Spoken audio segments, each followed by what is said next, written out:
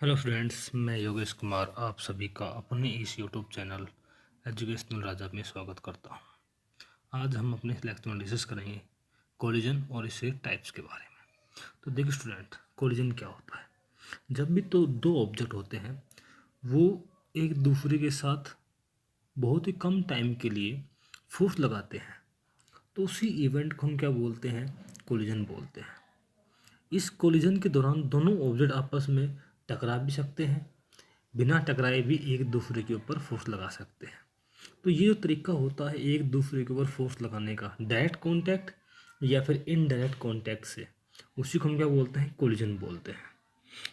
Interaction of particles यानी force between particles या bodies for very short time through direct contact और indirect contact, that will be collision.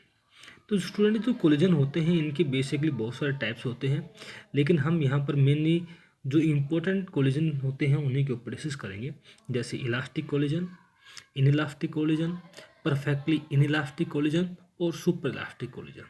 तो देखिए student, elastic collision में क्या होता है, जितने भी टाइप्स के मोमेंटम हों, जितने भी टाइप्स के कोलिजन होंगे, उन सभी कोलिजन में क्या होगा, एक चीज़ कॉमन रहेगी, क्या कि जो टोटल मोमेंटम है वो हमेशा क्या रहेगा, कंजर रहेगा। तो देखिए स्टूडेंट, इलास्टिक कोलिजन के बारे में, total momentum is Kanjar. Okay, total momentum क्या रहेगा, हमेशा कंजर रहेगा। यहाँ पर जो टोटल एनर्जी है वो भी क्या रहेगी, कंजर रहेगी। साथ में जो काइनेटिक एनर्जी है वो भी क्या रहेगी, कंजर रहेगी। सबसे इम्पोर्टेंट बात ये होती है स्टूडेंट कि जब भी अपने पास बात आएगी इलास्टिक कोलिजन की, तो वहाँ पर जो फोर्सेज काम करेंगे वो फोर्सेज काम करेंगे कंजर्वेटिव फोर्सेज। तो सबसे इम्पोर्टेंट बात स्टूडेंट क्या है कि जो फोर्सेज जो होंगे वो फोर्सेज यहाँ पर कौन से होंगे, कंजर्वेटिव फोर्सेज होंगे। क्या होंगे, कंजर्वेटिव फोर्सेज आर इन्वॉल्व।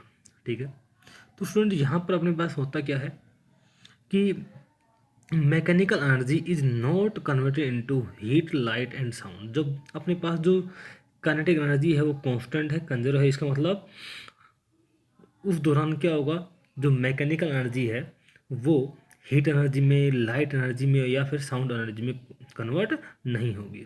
तो ऐसा कोलिजन स्टूडेंट हमें कहाँ देखने को मिलता है, तो हम बोलेंगे ऐसा एग्जाम्पल कहाँ होगा, कोलिजन बिटवीन सब एटॉमिक पार्टिकल्स। जो एटम से भी छोटे छोटे पार्टिकल्स हैं वहाँ पर जो कोलिजन होता है उस कोलिजन को हम क्या बोलते हैं, इलास्टिक कोलिजन बोलते हैं। देखिए स्टूडेंट, इन इलास्टिक कोलिजन तो यहाँ पर भी क्या रहेगा, total momentum is conserve. Total momentum क्या रहेगा, कंजर रहेगा। टोटल एनर्जी भी क्या रहेगी, कंजर रहेगी। लॉस ऑफ काइनेटिक एनर्जी, हाँ यहाँ पर ये एक इंपॉर्टेंट बात है कि यहाँ पर क्या होगा, लॉस ऑफ काइनेटिक एनर्जी होगा। ठीक है, तो यहाँ जैसे स्टूडेंट अपने पास यहाँ पर क्या है, जो फोर्सेज काम करेंगे वो कौन से करेंगे, कंजर्वेटिव फोर्सेज काम करेंगे। तो यहाँ पर या तो सारे के सारे फोर्सेज कंजर्वेटिव होंगे, नॉन कंजर्वेटिव होंगे, या उनमें से कुछ फोर्सेज क्या होंगे, नॉन कंजर्वेटिव होंगे। तो सम और all non conservative forces are involve here. ठीक है, तो यहाँ पर लॉस हो गया काइनेटिक एनर्जी का, इसका मतलब ये जो काइनेटिक एनर्जी का लॉस हुआ है ये लॉस हीट एनर्जी में, लाइट एनर्जी में और साउंड एनर्जी में क्या हो जाएगा, कन्वर्ट हो जाएगा।